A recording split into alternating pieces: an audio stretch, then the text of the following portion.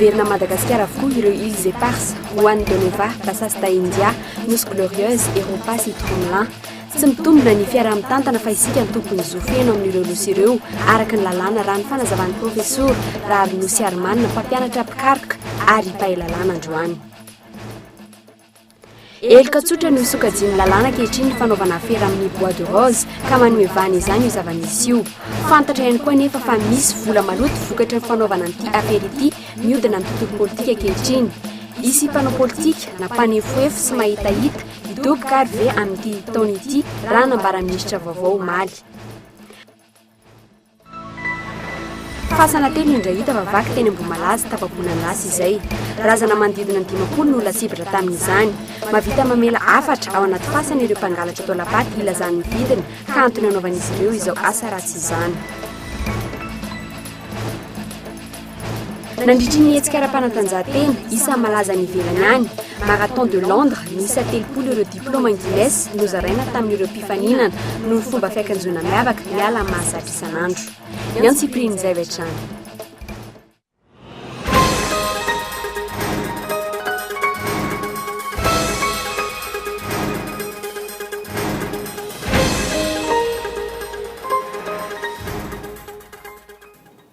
Tompoklasy tompoko vavy miarabanao manaraka ny fampalalam-baovao amin'ity takariva ity no manasanao ampanajana anaraka izany hatramin'ny farany. Araka izao hitanao izao dia miova endrika ho tsaratsara kokoa ny Kolo TV. Fampahafantarana iray amin'ireo ezaka maro atao amin'ny fanomezana fahafa-po anao mpijery sy mpanaraka izany ho antsika rehetra hatrany izany fanovana izany. Hampahafantarana antsika ihany koa fa ao anatin'ny andrana ara-teknika ao amin'ny Canal 7 Madagasikara ny Kolo efa ho 2 andro zao ka ny Canal 27 no anafahantsika mpanjifa manaraka izany ary ho fampahafantarana antsika ihany koa dia ho tanterahana rampitso ny fampahafantarana ny fanarahantsika mpijery manaraka ny Kolo TV amin'ny alalan'ny zanabolana noho ny fiara-miasa eo amin'ny Kolo TV sy ny Kolo FM iarahana amin'ny Canal 7 Madagasikara.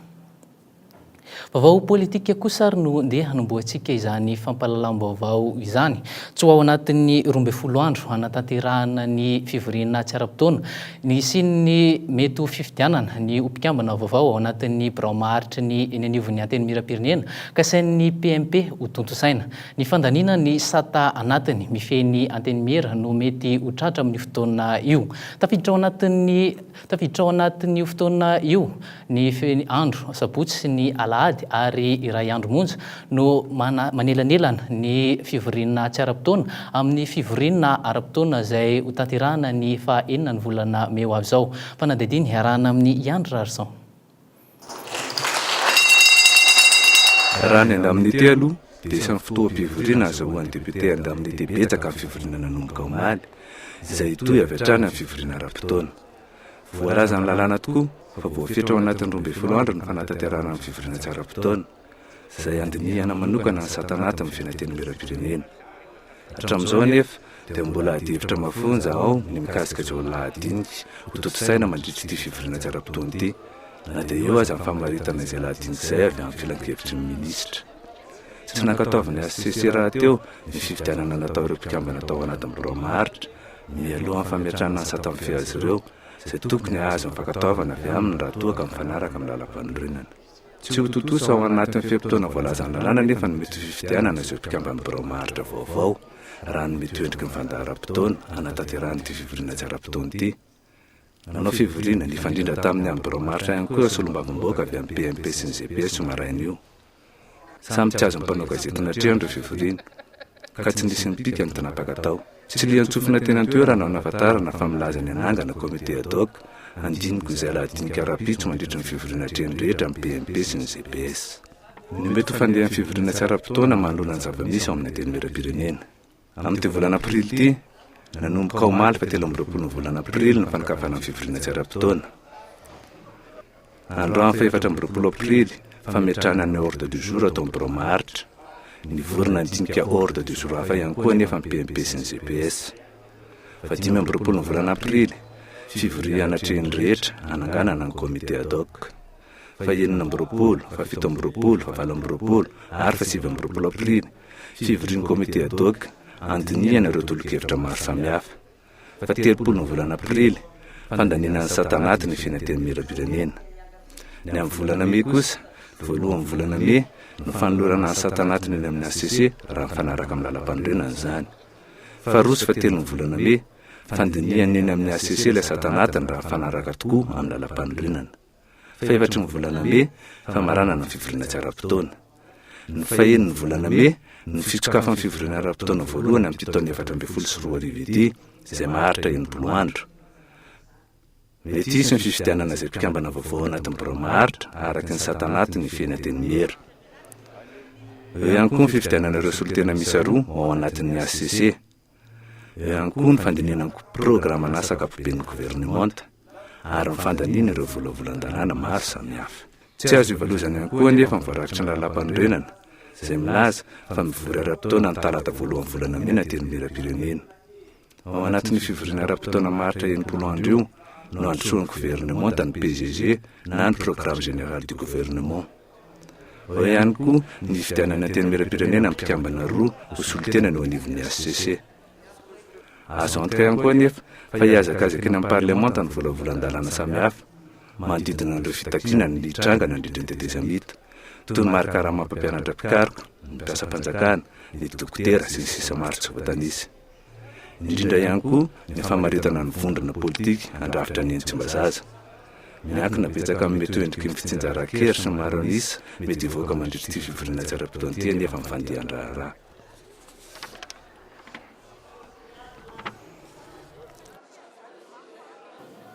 Fa mbola hijanona eo amin'izay tontolon'ny politika izay hatrany isika.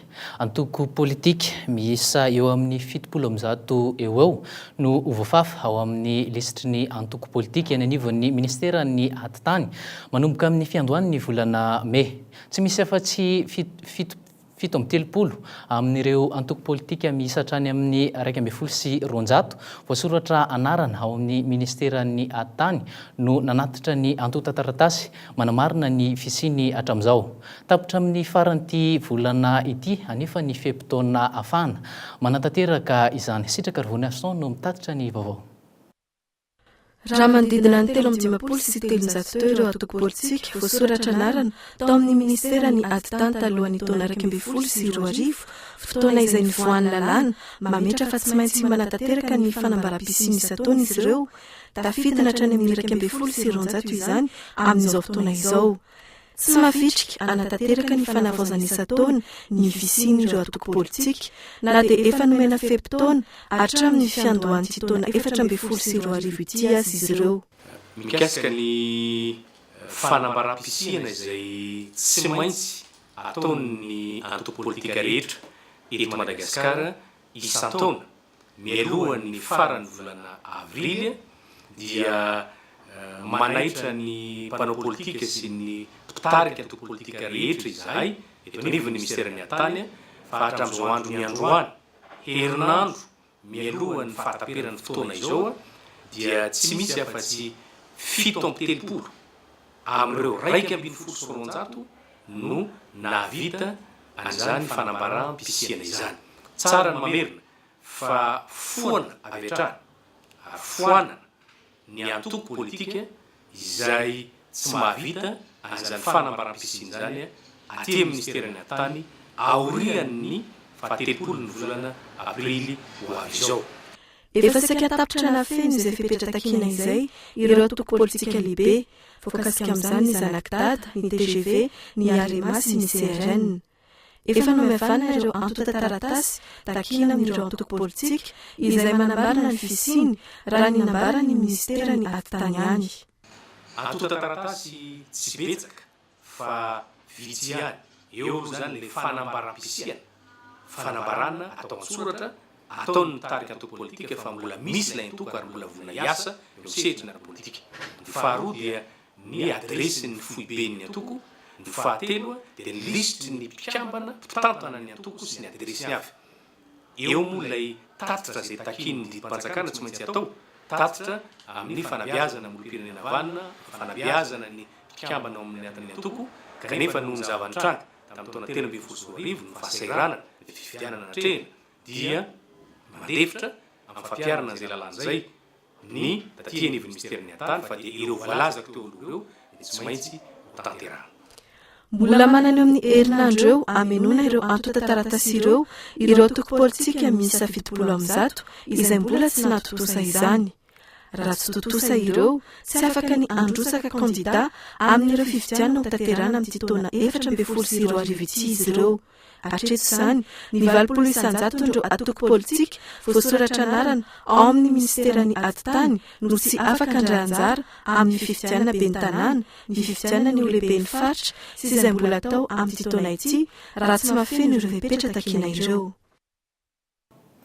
Fa lahara-pamehana ho an'ny ministra vaovao misahana ny ministeran'ny asa fampianarana teknika sy ny fanofanana arakasa ny fanofanana ireo izay misehatra amin'ny tontolo ambanivohitra.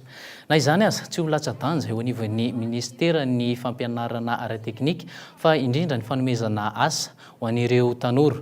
Asiam-pijerena ihany koa ny eo anivon'ny ministera ampifandajanana ireo avy any amin'ny faritra. Fantatrany ihany koa fa amin'izao fotoana izao dia efa andeha hisotro ronono ihany koa ny 50% n'ireo mpiasa-panjakana eo anivon'izany ministera izany. Mafisina araka izany ny fampiofanana tanora maro isotoerana azy ireo araka ny nambarana Andriamatoa Horace Gatien tamin'ny fifamindram-pahefana teo aminy sy ny ministra teo aloha Andriamatoa Andriamanjara Jean Dré. Arahantsika ny fanampanazavana.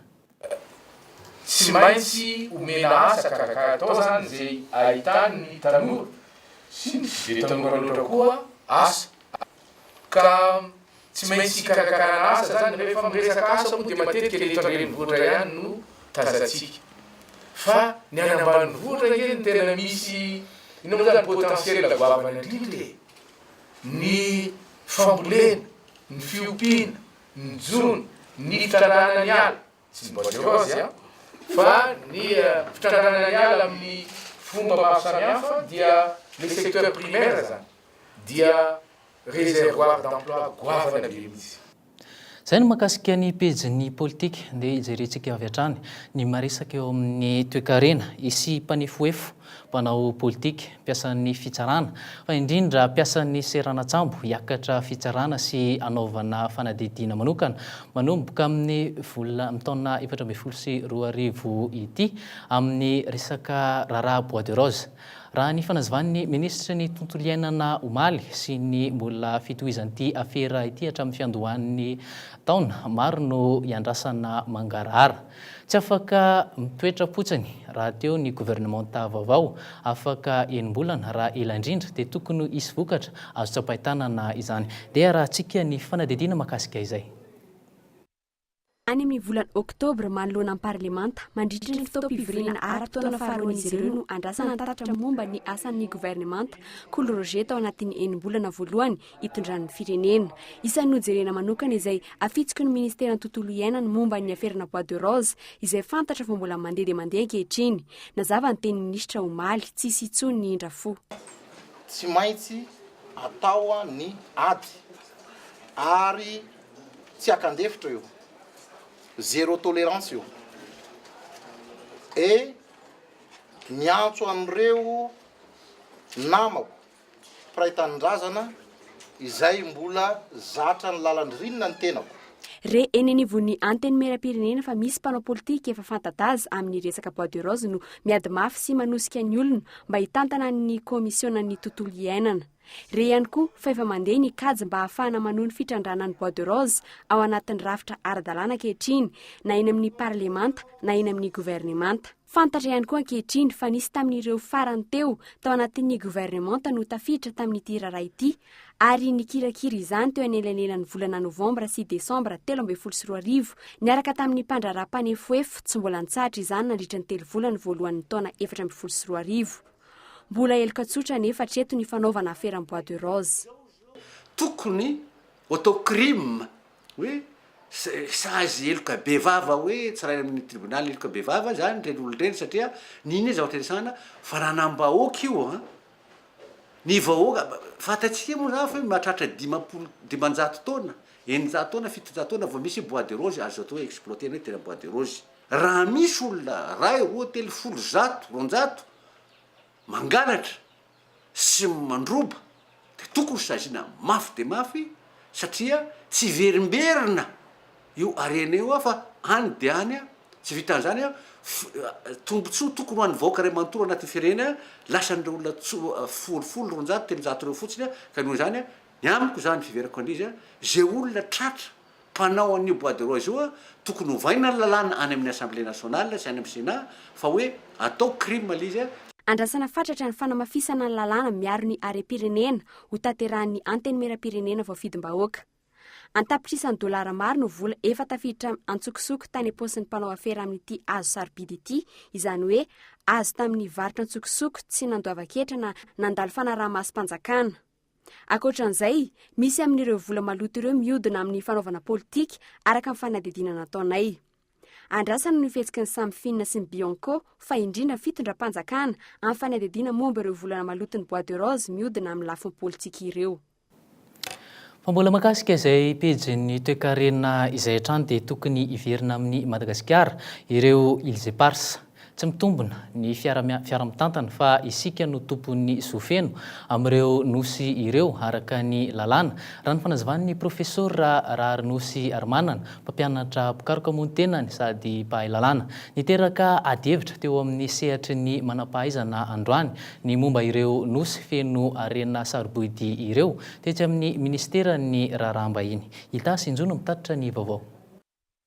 Amin'izao fotoana izao, ny TAF na ny Terre Antarctique Australe Française any departementa frantsay no miadidy ireo Îles Éparses, Roan de Nova, Bassasta India, Nosy Glorieuse, Europa ary Tromblin hatramin'ny taona 2010 ary namafisin'ny lalàna frantsay nipetraka tamin'ny taona 2010 izany. Isan'ny famadiam-pitokisana nataon'ny frantsay ny firenena malagasy izany araka ny nambaran'ny professeur Raharynosy Armanana. Nitrahira Madagasikara indroa la Frantsa tatoato tamin'ny coup d'état tamin'ny 2010 anankiray satria ny frantsay dia anisan'ny voalohany nakatoan'io fitondram-panjakana io nefa ny déclaration de Bamako sur les changements anticonstitutionnels de gouvernement dia manjara izany coup d'état izany. Raha izay nanomboka tamin'ny 2010 dia tsy niresaka firy intsony ireo nosy ireo tsika satria dia niezaka tsika hifantoka tanteraka amin'ny fampandrosoana. Na eo azy io lalàna mifeny Nosy Éparses io, ny toromarika ny firenena mikambana ny taona 2017 no tokony arahina, tokony hiverina Madagasikara ireo nosy ireo. Tsy tokony hipetraka arak'izany ny fiaraha-mitantana ny verimberina tatoato izay isany efa hevitra natsipin'ny filoham-pirenena ihany koa. Ny COI tamin'ny sommet en Saint-Denis tamin'ny 1999 no nanapaka an'io co-gestion entre la France, Maurice et Madagascar. Résolution 3491 tamin'ny 12 décembre 91 tamin'ny 79 nefa dia fanapaka-hevitry ny ONU. Azo lazaina zany fa ny amin'ny lafiny lalàna ary indrindra eo amin'ny principe dia tsy azo etikevitra fa amin'ny malagasy io.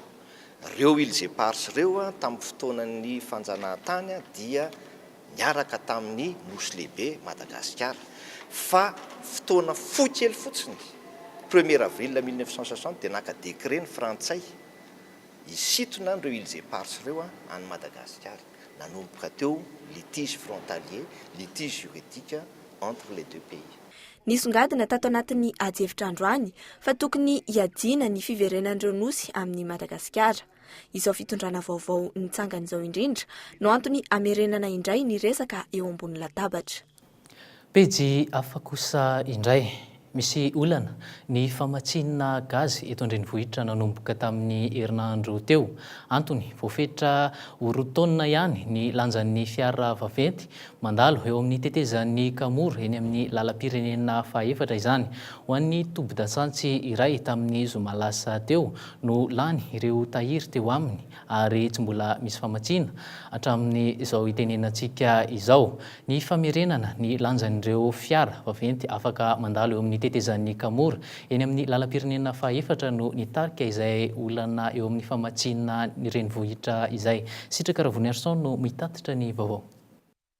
tsy ahitana gazy ny akamaroany ireo tompo-dasantsy eto andrenivohitra hatramin'ny fiandohany ity herinandro ity raha intelo isan-kerinandro ny famatsiana gazy eny amin'ireny tompo-dasantsy ireny amin'ny akapobeany ny ato izay famatsiana izay tamin'ity herinandro ity ho an'ny tompo-dasantsy nanontanianay gazy 500 isan-kerinandro izay tahiry izay ary manodidina ny 10 ka hatramin'ny 15 eo ny lafo isanandro noho ny famaroan'ny filana tsy naharaka ireo tahiry teo ampelantanany. Ny teto aminay zao nanomboka ny sabotsy teo nanomboka tsisy tsongo tapitra zany dia nenay ny livraison tokony raha tena izy tokony hoe zoma latsinainy larvi dia nanomboka ny zoma teo nefa tsisy livraison tsony latsinainy tsy fiasana larvi tsy nisy tsongo. Mahalana vao mahita gasy milanja 12 kilao izay be mpampiasa kokoa na ireo milanja 4 kilao aza efa mialany ihany koa ireo tahiry eto andrenivohitra.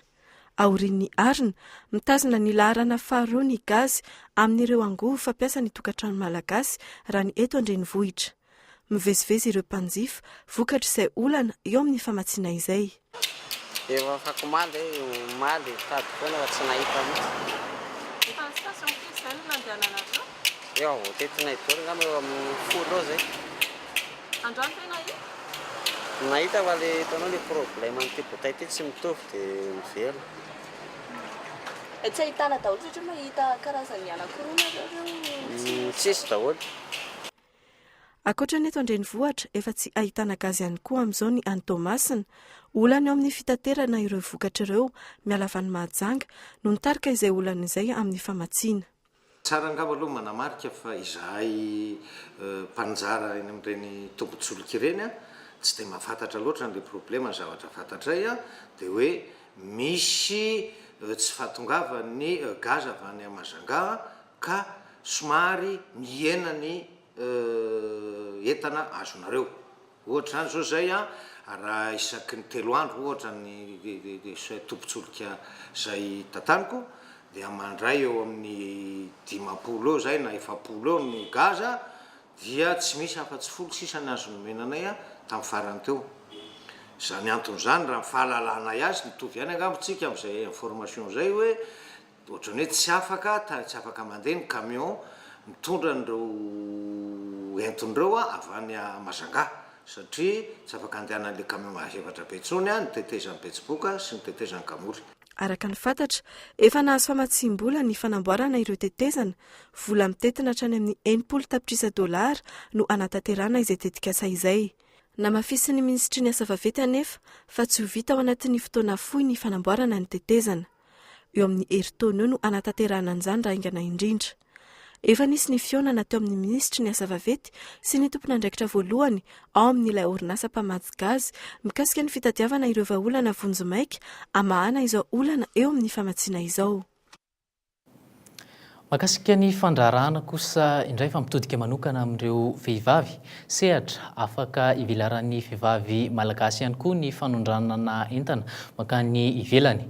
Ilaina nefa ny fanamafisana ny fahaiza-manao sy ny fanampiana ny traikefa ahafahana miatrika ny lalam-barotra amin'ny sehatra iraisam-pirenena izay. Antony fifanana natolotra ny ITBM ny vehivavy mpandrara izay ny farana androany tao amin'ny tranoben'ny varotra Antaninarenina. Fanazavana. Manina no vehivavy mpandrara no hoe amena le fampiofanana. Voalohany indrindra misy fiarah-miasa eo amin'ny ITBM sy entrepreneur au féminin de l'océan Indien. Ny zavatra kendrena dia ny fanampiana ny vehivavy ao amin'ny asany zany ampiroborobo ny asany amin'ny fanondranana ny velany. Ny betsaka ny vehivavy mpandrara manana traikefa fa mila koa izy mahafantatra hoe inavy ny zavatra ilaina. Ary ny eto amintsika angamba ny tsy afenina ny mpandrara vehivavy dia manana toerana manokana. Arahantsika ao anatin'ity fanadidinina manaraka ity kosa ny makasika ny tontolo iainana sy ireo arenam-pirenena eto Madagasikara. Ny enina 720 isanjato ny sokatra eto Madagasikara tao anatin'ny 10 taona izay raha ny taremarika ny avoakany tamin'ny taona 13 sy 2000. Antony nahatonga izany ny faravahan'ny fady any ka lasa nininana sokatra avokoa. Nihinana sokatra avokoa ny akamaroan'ny malagasy. Io ihany koa ny fanondranana antsokosoko ireo biby voaharo eto amintsika. Arahantsika ny fanadidina iarahana amin'ny Gaëtan Andriatsilavo. Misy 437 karazana ny sokatra maneran-tany ka ny 5 amin'ireo tsy misy afa-tsy eto Madagasikara. Atahorana mafy ny alany tamingana ireo sokatra ireo raha mitoy ny fandringanana, indrindra fa ilay antsoina hoe angonoky hita any amin'ny faritra Andriafanosy. Ankoatra ny fiovaovan'ny toetrandro, antony maro no mety hahatonga ny faharinganan'ireo sokatra ireo eto amintsika. Raha ny sokaky manokana avy any atsimo dia tsy lay fanondranana loatra ny tena olana, fa lay fihinanana azy amin'ny fangalana azy ho hena ho an'ny olona ny tena olana ngezandrindra. Zay tena mandripaka andreo lehibe zay tokony antenaina hiteraka, satria eo amin'ny biby sahala amin'ny sokatra dia rehefa lehibebe ny vatany vavy dia betsaka koa ny atody alatsany ary azo antoka koa ny fahavelomany zanany, dia reny no esoriny dia mazava loatra fa tsy afaka mitombo firy zany ny sokatra tavela eo. Dia ity tsena ny velany ity zay tsy mitady afa-tsy sokatra madinika asorina ihany koa zany ny zanany kely zay sisa mba velona, dia asa inona zany ny tavela eto, mety tsy hanana tsontsika. Angonoky miisa 420 no tratra tany ivelany teo anelanelan'ny taona 12 sy 13 sy 20 ary mahatratra 420 sy 10 kosa ireo teto an-toerana. Efa misy ny antsoina hoe plan global d'action natao tany Mahajanga ny taona 12 sy 20, ny lili-tany nadina tany amin'ny faritra Androy ny taona 12 sy 20 ary ny ampy ny tany amin'ny faritra Atsimo Andrefana ny taona 13 sy 20. Napetraky ny fiarahamonina sy ireo tompon'andraikitra iarovana ireo sokatra ireo, ho amafisina ireo fomba fiasa ireo ary efa misy ihany koa ny tetikady vaovao. Ny tetika voasoritra tamin'ny septambra 1 aloha dia hoe tsy avela hivoaka ny faritra misy azy any amin'ny toerana voajanahary mihitsy ny sokatra. Zany hoe miara-miasa akaiky amin'ireo vondron'olona mipetraka amoronala izay misy ny sokatra. Dia amin'ny ankapobeny tokoa ao anatin'ny asa andavanandro ny olona dia miaraka andro izy ary tena hitany daholo zay rehetra tonga, satria tsy dia hoe raisina fotsiny ane izy io fa misy fotoana lany ihany hikatsahana azy, io zany fatany daholo. Ka raha mandray andraikitra zany ireo olona ny foton'ireo dia azo antoka fa tsy hivoaka ny ala tokoa ny sokatra, fa ezahana kosa ifameno, satria mety hisy ihany ny iraitsy kombakomba avy any fotony ihany dia mety ho tafavoaka izy, fa etỳ tenateny ety zany dia mandray anjara kosa ireo sampanaram-panjakana isatsokajiny hisakana sy tsy hamela azy ireo hivoaka, satria raha ny zava-misy moa zany dia amin'ny seranam-piaramanidina no andefasana azy miala eto Madagasikara, dia misy fitaovana ao afaka mitily, misy olona ao manana fahefana afaka hisakana azy ireny tsy hivoaka.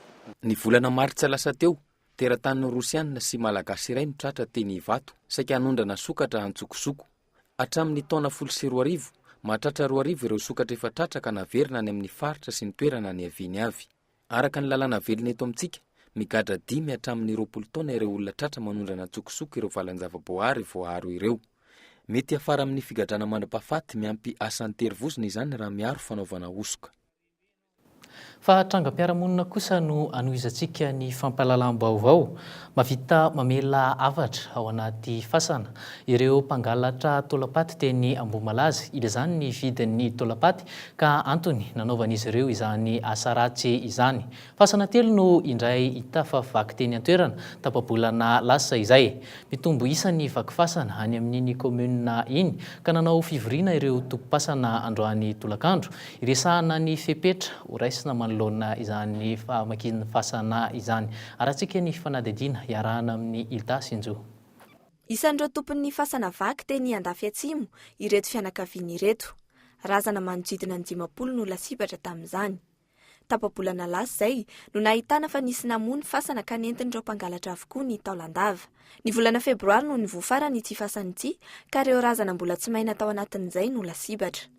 Tena hita izay fa nikorotana ary tena tsy nahita mihitsy izay hoe tena taolana lava tsony tato fa de karandoha sy vovoka sisany nangonina tato ka dia tsy fantatra ary de toute façon koa apetraka ihany koa le izy hoe tsy ny fasana ity ihany no vaky raha tonga taty zay fa de nisy ny fasana manodidina de rehetra anilana ireto zany ireo anankiroa ireo zay hitanareo mpanao gazety de mbola vaky ihany koa satria nitovy ny hidin'le fasana avy any ambony no hidi-pasana de nihidina taty ambany zareo fa izy tsy namohan'ny varavaran'ny principal taty ambany zany.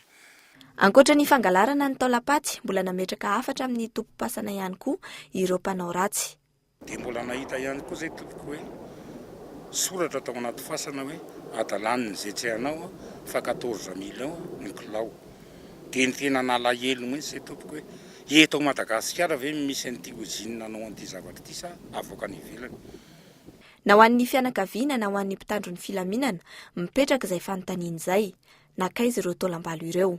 Atreto tsy mbola misy ny mangirana amin'ny ati-doha mikotrika izany. Maromaro zay tratra zay kanefa mbola tsy hita mihitsy moa no mitonona hoe ny lehiben'izy ireo na ohatrohatr'izay fa de eo ampanaovana ny asa rehetra moa mikasika an'izay fa ny zay ka nampomalaza zay zao de ka anankiray zay no tena nisy teto fa tamin'izay aloha de nisy foana moa ny asa tao amin'ny alina de tsy nisy le izy fa raha misy ny fahatratrarana angamba de zahana misy mba amorona hatramin'ny fotony satria ny fotom-pisainana mihitsy nefa diso nrazambe mihitsy nefa robain'ireo dahalo reo zany de mila fongorina izy io. Fametrahana mpiambina, fisafona tampoka ataon'ny mpitandro ny filaminana, isan'ireo hevitra niainga avy amin'ny tompo-pasana teny Ambohimalaza androany nandritra io fivoriana io. Fandraisana andraikitra avy amin'ny rehetra no antenainy ny tompon'andraikitra. Efa manana zany zay fiarahana miasa amin'ny gendarme sy ny commune manana sosokevitra fa natonga ny fiantsonan'le tompon'ny fasana zany aloha voalohany indrindra de anentana anazy aloha zany mba hijery an'le fasana fa tsy miandry an'le fandevenana zany de faharoa no iteny zay rehefa avy eo hoe amafisina zany ny hidin'ny fasana aloha zay zany ohatrany hoe andraikitra voalohan'ny tompo-pasana zay hoe mba amafisina ny hidi-pasana raha le misy an'le totofany ireny zany de mba asiana beton na ohatr' zany eo amboniny raha le midy gadanazy any reny de tsy maintsy mba tany zany anamafy an'le izy zay ny anankiray de ny fahatelo zany de hoe dinihana eo zany hoe inona no hevitra atao mba hatratrarana n'le mpangalatra taolapaty zany. Lala tokana ihany miazo ny akamaroan'ireo tangorom-pasana etsy Ambohimalaza. Tsy maintsy mandalo tanàna ihany koa vao tafavoaka amin'izany. Ny alaviran'ny toerana misy ireo fasan'ireo anefa no isan'ny antony mahasarotra ny fanaraha-maso. Eo amin'ny 2 kilometatra miala ny tanàna no farany akaiky indrindra amin'izy ireo. Eo amin'ny pejy asa kosa indray dia andraisana fipetra enjana ireo mpampiasa tsy mampiatra ny fisondrotana karama 10 isanjato amin'ny sehatra tsy miankina amin'ny fanjakana amin'ny volana meo avy zao. Io no nambaran'ny Marante Jean de Dieu, ministra vaovaon'ny asa sy ny lalàna sosialy omaly nandritra ny famindram-pahefana teo aminy sy ny Marcel Bernard, ministry ny tantana vonjimaika izany ministera izany. Manahoana ny fandraisan'ny mpiasa sy ny mpampiasa izany fanapakevitra izany. Arahantsika ao anatin'ity fanadidinina ity iarahana amin'ny Yandry Rarson. Efa nandrasan'ny mpiasa eny amin'ny sehatra tsy miankina ny fisondrotan-karama io. Miandry ny farany volana meny sasany vao tena matokana misy zany na tsy. Mapetra-panontaniana ihany anefa mpiasa amin'ny ampiaran'ny mpampiasa io fisondrotana io na tsy. Efa fantatra le izy fa miandry ny fahampiarana azy zay amin'ny volana meny. Fantatra hoe firy isanjato eo? 10 isanjato le fisondrotan'ny karama fantatra aloha atreto. Efa fantatro, efa reko tamin'ny akiziko hoe isontra de efa aloha zay hoe isontra zany le izy de nefa fa maninona le izy no volana me vao asontra. Raha ohatra ny anay manokana aloha ny orinasanay zany raha vao hoe tena misontra de misy taratasy midina le gazety mpanjakana mihitsy zay vao afaka manontra ny fiasananay. Atsiafa-tsisy azo atao zany moa rehefa tsy misontra le izy fa de zay zany. Tsy mahafantatra an'izany zay ary mbola tsy nampahafantarina zany mihitsy. Ka mpampiasa mbola tsy ono moa zany. Mpampiasa tena mbola tsy miresaka aminay izany moa zay koa ohatra mbola tsy de miresaka amin'ny mpampiasa. Fahaelonay zany zao dia ampandrisika anay mba hanontany tompony andraikitra nandraikitra lehibe eo aminay amin'ny ankapobeny milaza ny mbola ivoro mpampiasa tao arian'ny fanambarany ministra iny vao anapaka izay tokony atao aingana loatra ihany koa nyfahitan'izy ireo ny fandraisana fapitra toy izany satria vao avy nivoaka krizy ny firenena ary mbola vao miarina ny akameroan'ny orinasa tsy miankina no fahaverezan'ny tsenam-barotra sy nampienany tombom-barotra no olana ara-politika manantena fifampiriasana amin'ny fahefana maefa ihany koa nefa ny mpampiasa manoloana n'ilay fanambarana izay nataon'ny ministry ny asa sy ny lalàna sosialy hoe tsy maintsy isy ny fanodrotana ny karamampiasa manomboka ny volana hoe izao izay folo isan-jato moa no nambarany tao zany ho anay fikambanany orinasa tsy miankina zany dia izay mahita sy mahatsapa fa sarotsarotra aminay ihany ary mafimafy ihany ilay izy satria raha ny firenena toa antsika izay vaovaoka ao anatin'ny krizy toy ireny dia sarotra mihitsy na ny tolotrasa ara dia vitsy tao anatin'izay fotoana izay ankehitriny nefa dia tonga dia tratran'izay fisondrotan'izay angamba ny ataoko fa raha nytretry manokana dia tsy maintsy ivory aloha sy fandinika izay fikambanana ataon'ny orinasa tsy miankina izay tsy mandakory fa tsy maintsy isy ihany koa ny fionanay amin'ireo solon-tena-mpanjakana maefa ankehitriny mikasika an'izany fanodrotana karamampiasa izany raha ny tokony ho izy hisy ny rapelina roa volana amin'izany fisondrotan'izany izany hoe ny volana martsa sy ny aprily tsy miankina ihany fa hatramin'ny-mpiasa-mpanjakana amin'ny voankazo ity fepetra ity ny fisondrotana folo isan-jato izay efa nisy hatrany tao anatin'ny 5 taona farany mazava ho azy fa tsy maintsy isy mifandrindrana na ny recadrage budgétaire atao amin'ny fanjakana amin'ity taona ity miaraka amin'ny fantsiana ny 30 amin'ny ankapobeny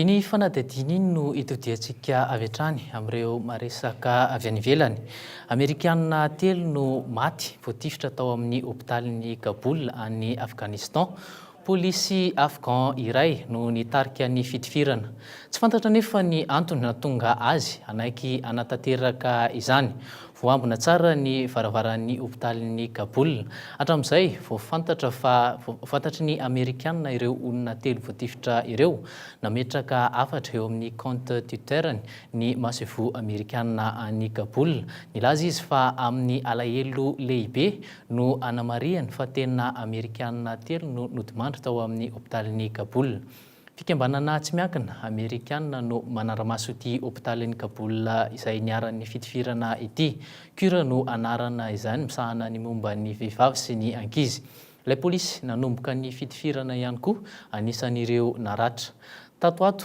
ny tombo ny famonoana ireo vahiny ataon'ny Taliban any Afghanistan afaka teo amin'ny fitondrana afghan tamin'ny taona 2012 ireto Taliban ireto izany indrindra no antony anakorontanany ny fireneny miandry ny fokom-pifidianana filoham-pirenena Famakasika izay vaovao any ivelany izay hatrany dia nandritra ny hetsika ara-panatanjahantena isan'ny malaza any ivelany izany hoe ny marathon de Londres izany miisa 30 ireo diploman'ny Guinness no zaraina tamin'ireo mpifaninana noho ny fomba fiakanjony nandritra izany fifaninanana izany izay hita fa niavaka miala amin'ny mahazatra isan'andro arahantsika ny fanadidina